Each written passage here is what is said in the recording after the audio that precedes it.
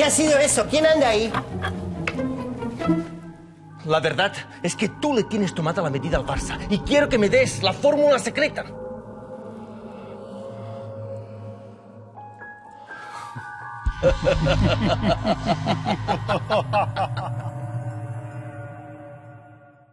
...3-0 contra el Granada. Como ven, Guardiola no es el único que sabe ganar sin delanteros. Sí, però nosaltres volem saber què hi ha a la maleta, perquè està clar que no va funcionar. Perdona, funcionó a la perfección. ¿Quieren saber lo que ponía? Sí. Pues serán 20 euros cada uno.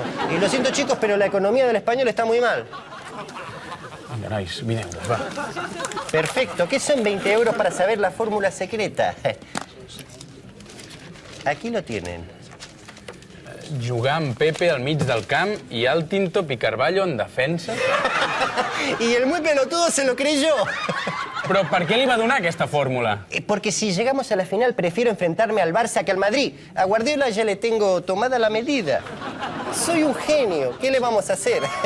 ¿Alguna pregunta más? Sí, fitxarà algun davanter? Lo estamos intentando, pero si no llega no pasa nada. Ya saben que yo confío mucho en la cantera. Y ahora mismo tenemos a un delantero que, aunque es muy joven, es muy prometedor. ¿Quieren conocerlo? Sí. 20 euros, chicos. Hostia. Vamos, es una exclusiva. ¿Qué son 20 euros? Laura, por favor.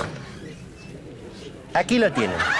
No ha nacido aún, pero da unas patadas que son de fenómeno, ¿eh? Seguro que será un gran rematador. 20 euros y pueden poner la mano. ¡Vamos, chicos! Es que es por la economía del club.